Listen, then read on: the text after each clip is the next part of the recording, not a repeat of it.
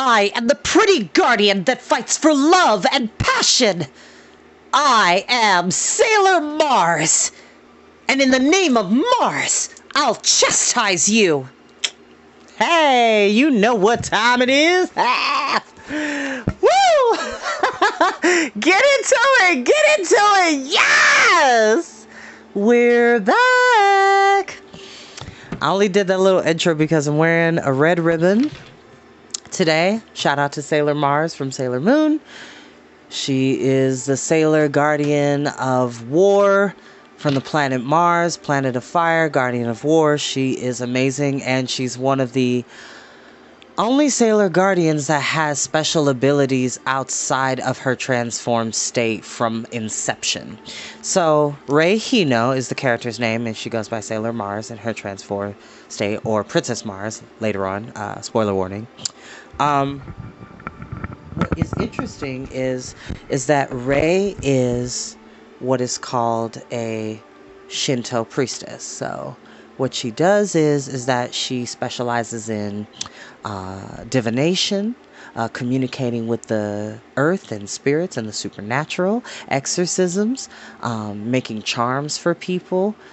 And her specific ability is being able to have premonitions through meditations. And she meditates with fire. And so through the fire, she's able to have visions of things that are to come, be they good omens or bad omens. And she's pretty awesome. She's fiery. She's passionate. She sticks up for her friends, and she's got dark hair, and she's just awesome. And I always love Sailor Mars. She's not my favorite Sailor Guardian, but she's definitely top 3. She's top four.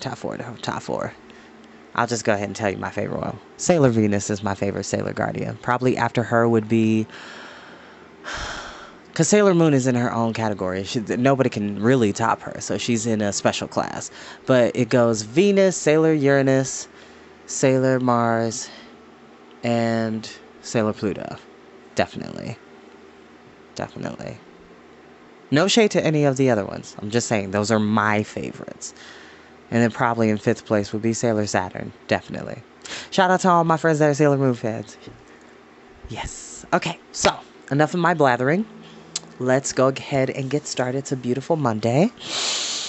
And we are back with Prince Jen, Voyaging Moon, and Mafu. And they have wandered into a cave, but it seems that this cave may be occupied. We're going to find out why. Hold on one second, because my glasses are very filthy. So I do apologize for that. I mean, I should be used to this by now, honestly. There we go. Chapter 7, Natha Yellowscarf. 2 good reasons for sparing Jen's life. A third is needed.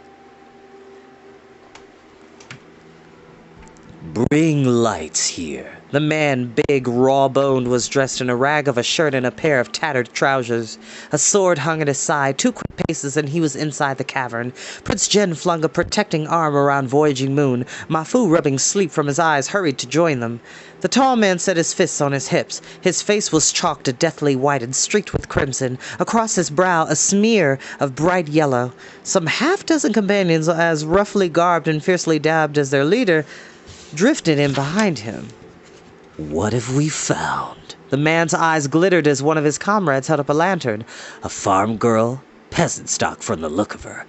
But these 2 are a different breed. Town rats, I'd say. That one with a belt too short for his belly has spent some time in dumpling houses. The other's no pauper, not in those fancy clothes. A young idler from a rich family. Father's pride, mother's joy. I know of you. Prince Jen looked squarely at him. Natha Yellowscarf. The law will deal with you, not I. You are not our concern. Either leave us or let us leave. What? You order me? Natha's eyes blazed. He thrust his face close to Prince Jen. Oh, my lad, you say you know of me, but you know me not at all. You have a glib tongue. Mind how it wags. You may lose it. What he means to say, Mafu hastily put in, is that we're only passing through, harmless travelers, as you see. We too are only passing through. The horses outside make me wonder who might be inside. Idle curiosity. We won't inconvenience you more than we need. Yes, well, in that case, Mafu said, we'll go quietly on our way and about our business. There's nothing you could want. But there is. Indeed there is. What do I want? Let me think. Natha paced back and forth, chin in hand. He stopped in front of Prince Jen. Yes, what I need first is 3 good reasons why I shouldn't cut all your throats. It should be easy, Natha went on before Prince Jen could reply. A moment's thought and you'll have dozens. I ask only 3. Nothing comes quickly to mind. Let me start you off. Natha raised a finger. 1. You'll tell me I'm a good-hearted, easy-going sort of fellow. That's good. I'll accept that. 2. He raised another finger. Why not say it would be a shame to spoil a sunny morning? All right, I'm in good spirits. We had a little scuffle with some yokels from Quanzhou. To celebrate our victory? That's another good reason. 2 so far. Now we must seek a 3rd. What can it be? Natha frowned and shook his head. Harder than I thought. Yet you must find it. Yes, here it is. He turned to Voyaging Moon. 3rd, the farm girl's going to bargain for your lives. Stand away from her, Prince Jen burst out. Voyaging Moon made a quick gesture for him to be silent. Gotcha.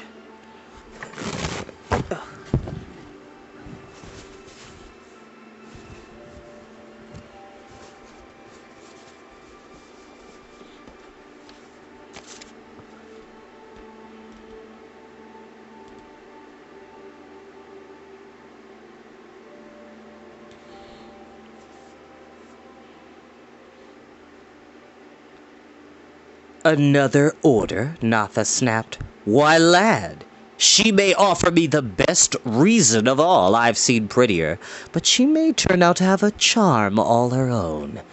Voyaging Moon's chin went up. Natha reached out and held her face in a tight grip. As I take a better look at her, I think we may come to an agreement. Let her be. Prince Jen tore Natha's hand away. Do you want another reason? I'll give you one. Natha's eyes widened for a moment, then he grinned like a sword pulled from a sheath. In one sudden movement, he struck Prince Jen full in the face. The blow sent Prince Jen reeling against the cavern wall. Natha's henchmen sprang to surround Voyaging Moon and Mafu. Stunned, bewildered, Prince Jen put his fingertips to his mouth and stared at the blood staining them. It was not the pain of the blow that shocked him, but that it had been struck at all. He could scarcely comprehend something so monstrous, unthinkable. He drew himself up to his full height. How dare you? He spoke barely above a whisper, but the tone made Natha stop short. How dare you defile my royal person? Prince Jen's voice rose. It rang through the cavern. Kowtow to the ground! All obey! I am the son of his divine majesty. I am Jin Shaoye, the young Lord Prince. Natha stared a moment. Mafu rolled up his eyes and held his head in dismay. Voyaging Moon broke the sudden silence. Don't play the clown, she called out to Prince Jen. At a time like this, silly fool, you'll have us all killed. No more jokes. Be serious for once. Natha glanced from Prince Jen to Voyaging Moon and back again. He clapped his hands and burst into laughter. Why, you truly are a fool. Think yourself clever? Is that your 3rd reason? Oh, no, lad. Son of King Tai. That would be the best reason to slit your gullet here and now. Natha spat scornfully. King? As much king as a bundle of straw. The officials are his masters and ours and strip us to the bone. Ask the peasant girl. And you, Voyaging Moon said, you're treating us as badly as any official. We've done you no harm, but you talk of cutting our throats. Not yours, Natha said after a moment, as Voyaging Moon looked steadily at him. She had spoken lightly, but her voice had an edge to it. He turned away, unable to meet her gaze. To the devil with you, he grimaced. I had half a mind to take you with me. You'll go free. I think you'd be more trouble than you're worth. Even so, Natha went on, I want my third reason from that pair. Since they can't seem to find one, I'll have to find it for them. Let's consider gold and silver.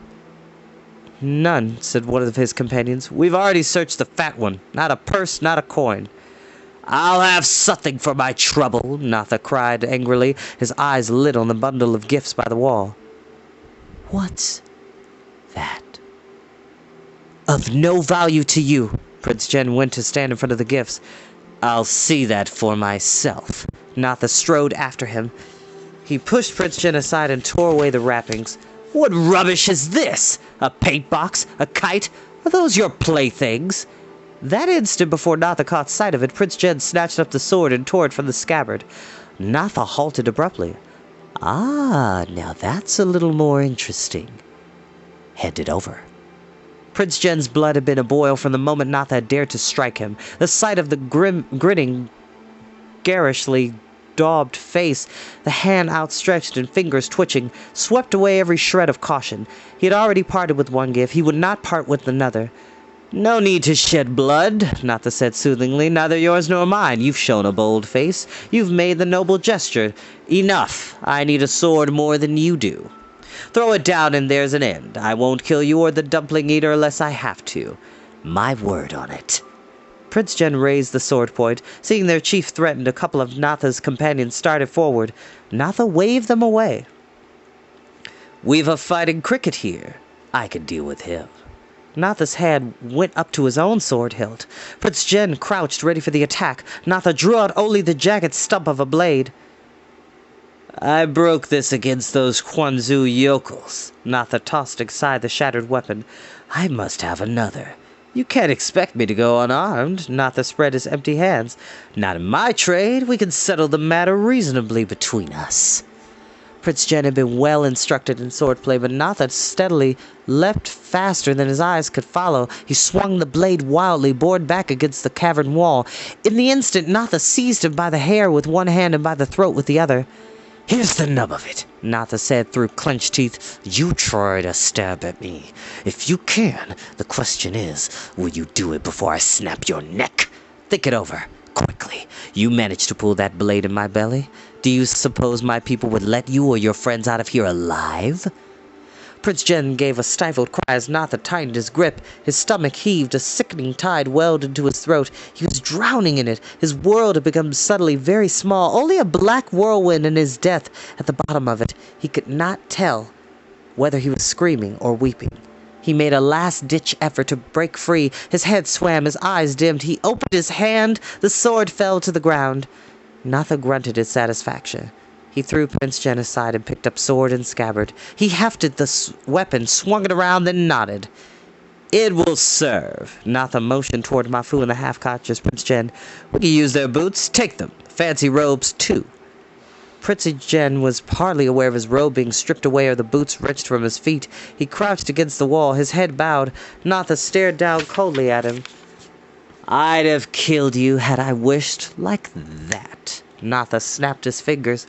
You knew it. Death. You smelled it, didn't you? And you didn't like the stink of it. Cheer up. None of us does. Be glad I kept my word. He made an exaggerated bow to Voyaging Moon. Not for his sake. A small courtesy to you. I hope our paths cross again in pleasanter ways. Meantime, send the boy home to his doting parents. Natha turned on his heels. His comrade followed him out of the cavern. Voyaging Moon knelt beside Prince Jen and put hand on his arm. Forget the sword. It's gone, and that's that, she said. You're lucky you didn't break your neck for sheer amusement. You did the only sensible, reasonable thing. No! Prince Jen's face burned. Master Fu would have been ashamed of me. Reason, sense, it was fear. Only fear. Still a good reason, Voyaging Moon said, and a very common emotion. Your subjects know it well. I am not one of my subjects. Oh, that's right. I forgot. Voyaging Moon smiled. Then count yourself even luckier. We must now for the time being leave Jen unhappy and ashamed so that we can follow Natha Yellowscarf and the sword he gained. That story is told in the next chapter. And that is where we will end for today. As always, I love and appreciate you all for watching these videos. I thank you all so very much. I'm going to go take myself on a picnic. And I love you all, and I'll see you soon. Bye-bye.